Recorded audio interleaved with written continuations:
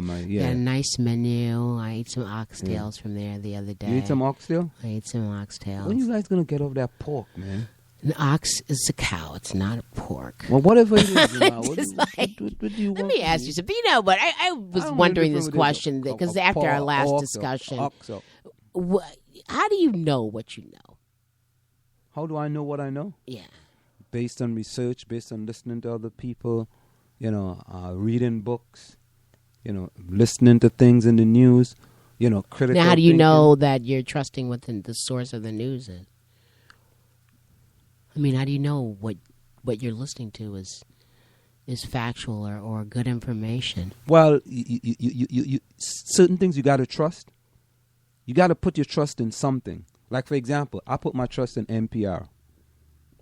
I don't put my trust in Fox or MSNBC or CNN or ABC.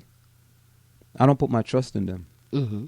Or I'm gonna put my trust in if I see something on Facebook, and then I Google it and I find more information. I'll give you an example. You ever go to Snoops.com? Mm-hmm. Snoops.com is run by a husband and wife. And what they do is that there's true information that they say it's incorrect. And it has something to do with Obama. Because they were against Obama. But a lot of people trust Snoops.com. Some people put stuff out there and they say it's a fable, it's not true. Mm-hmm. Snoops.com will label something untrue, right? Because they don't want people to know that that's the truth. So how do you know whether to trust them or not? Well, I trusted them. And then you stopped trusting. No, but not that I stopped trusting them. I have to be more careful when I get information from Snoops.com. So you have to be careful about information you get from anybody. What's that quote of Malcolm X? Be careful. Your enemy will have you hating the people that are good for you. I mean, you can go look. I'm not good at quoting people at all. Mm-hmm. But when you get information about a place, just like to say, are people in foreign countries or mm-hmm. poor countries, are they happy? I mean, can you be happy being mm-hmm. poor? Can you be happy being poor? Yeah. Of course. Now, but if you didn't know that from... If you didn't know you were poor. If you didn't know that from firsthand, that people in a poor country could be happy and still laugh, if you didn't know that. I didn't know I was... Well, let me say this. Wait a minute. We're not talking about you now. Wait a minute. But if you didn't know that people could be a certain way, like, I mean, you can just assume right now that somebody in Gaborone, Botswana is laughing right now, right? We know somebody's laughing. Yeah. Okay. Correct. So, I mean, I know you can picture somebody in China drinking beer, making a joke right now, right? Drinking beer. Yeah. So, there's somebody crying too somewhere. But okay. I mean, we know that there's happiness and sadness. But when you don't look out for information, you can only see yourself in every picture, in every situation. And you're filtering all this through your own lens, and your lens is going to be limited because people aren't really exposed to a lot of stuff. So, I mean, again, how do you know what you know? Because when they tell you a country is a dictatorship, or that these people are our enemies, or those people are the bad guys, how do you know when that's true or false? Well, if for the educated people, some people will do research to figure out, like when they talk about weapons of mass destruction, right? Many people did research to say it was a lie. Right. But however, the news media that was portraying it as true kept bombarding you with it. There's weapons of mass destruction. So some people, and we had this discussion at the job, and then people were saying, "Oh yeah, there's weapons of. There was no weapons of mass destruction. The guy didn't have anything." Or most people say, "Oh yeah, of course he had weapons of mass destruction." Saddam Hussein. He had weapons of mass destruction. He was trying to destroy his own people. And that's why America, we had to go in and save those people. We're going to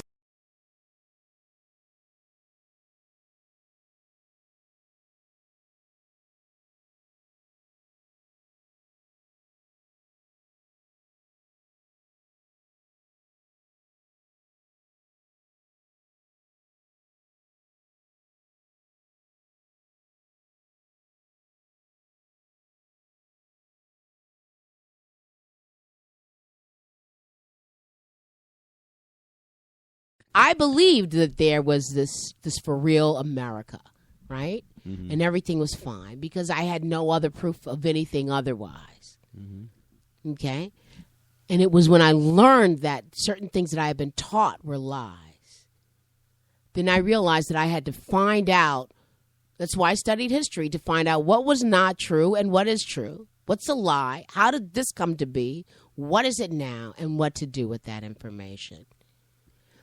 So when I hear something like that, after reading history and looking at the background information and knowing how things operate and how the government operates in this, or the media operates, there's a certain thing that clicks on that makes you think, really? How do I know that's true? Why would I believe that? They told me this about this. They told me this about that. So the same thing, that same principle with anything. When you think that, just like kids don't believe that there's cities in Africa or there could be a beach in Africa. Mm-hmm. When you're looking at the continent and you see a coastline, mm-hmm. Well, I don't think people are walking around with animals. There's certain things that people believe without any reason, but you should wonder if they lied to me about this. Mm-hmm. If they lied to me about Martin Luther King, if they lied to me about Malcolm X, if they lied to me about slavery, if they lied to me about, the founding fathers, mm-hmm. if they lied about any of that, mm-hmm. why would I believe anything immediately without further investigation? So it's a healthy skepticism. I think you have to know what the goal is, or what are the resources in Iraq, what is it they want out of there. Mm-hmm. Fidel Castro is a dictator. Do I believe that when they tell me he's a dictator? Right? So when Hugo Chavez was a dictator. Yes. I mean, anybody they say is bad, maybe they're really not that bad. Right? Maybe they're good. Yeah. And so that goes for everything. Because when they tell you, because they say you and I are bad, right? You and I are thugs. You and I are susceptible to committing a crime at any minute. So if they lie to me about one thing, I'm going to question everything. That's why I can't answer anything quickly. I have to think it out. So, but I do know this for sure. I mean, the first thing I learned about was apartheid in South Africa. And when I learned about that as a senior in high school, after having an experience being brought to New York, I knew that, wow, we talk about all this freedom and democracy. Why would this happen? And it just made me investigate more and more. I mean, I came from a middle-class situation, but my education and schooling wasn't anything like what I get or what I give to my students. So question that. Because the other day you said, oh, well, I'll tell you what you said during the break, but I'm not going to repeat it. But, you don't believe any of these hypes that the people give you. That's the common information because there's something going on. Just as all we hear about, whatever that top news story is of today, which we could find out immediately, there's some other stuff going on somewhere else that we don't know about. So they're going to say now all these people that Saddam had kept in check, mm-hmm. and then the United States supplied them to try to help overthrow Saddam. Mm-hmm. Now they're coming back after the United States. The same way that the Taliban and the Mujahideen and now these ISIL people, all the people he kept in check, now they're coming out of the woodwork and coming after this country. So you can't really believe. So he had served a good purpose.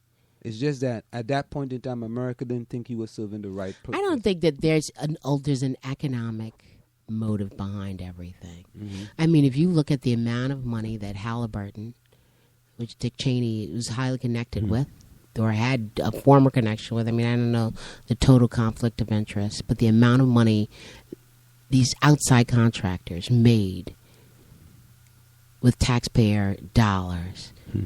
to serve a war or, to ferry things about. And we didn't even, to commit illegal crimes and activities. Really? Mm-hmm.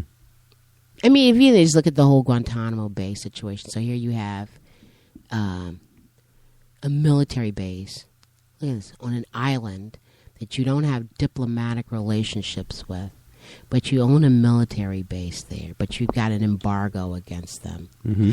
And then you can get foreign contractors to ferry people, grab people from other countries on other planes and then bring them there and do all kinds of torturous things to people without, you're not obeying the Geneva Convention. You're not obeying any amendment in the United States, but you don't have to because you're not on U.S. soil. So, things are, you talk about thinking critically. You got to, weigh everything out and see what the real story is before, and that's the investigative part, and that's what's fun about it all. Well, I do a lot of investigation myself. I don't take things at face value, and sometimes that's part of my problem. Like if I hear somebody say something, I quickly go to Google to figure out. Let me try to figure out whether this is real or not. I mean, I do that 95% of the times. Just not to jump because that person said that's what it is. But I try to get additional information. So, so I could either confirm that it's correct or assuage my suspicion, so to speak. But I tend to think everything from a critical perspective. Almost everything. And I tend to be able, because... But how do you know, how do you know when these people are lying to you, Ansel? How do I know? I mean, so obviously you believed that weapons of mass destruction when it came out. Yeah.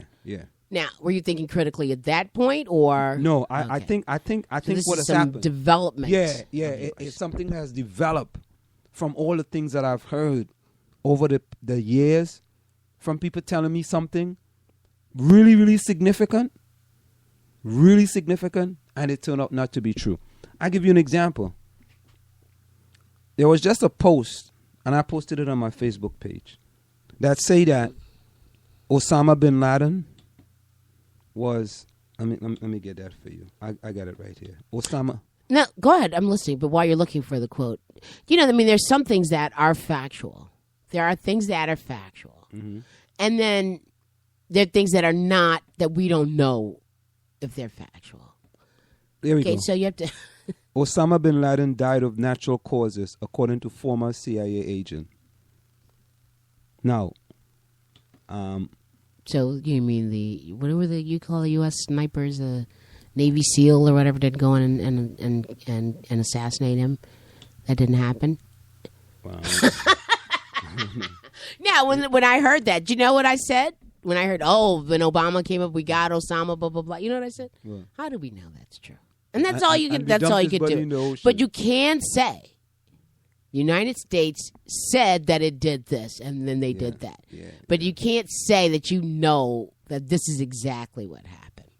Yeah, so a former agent revealed that Al-Qaeda leader Osama bin Laden had died of natural causes 5 years before the U.S. announced his death.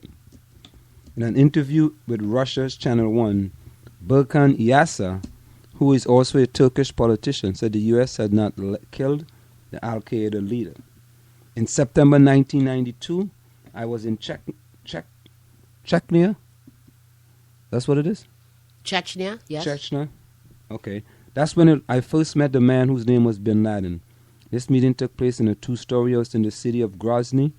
On the top floor was a family of whoever that is, the Georgian president, who then was kicked out of the country. We met at the bottom floor. Osama lived in the same building, Yasha said.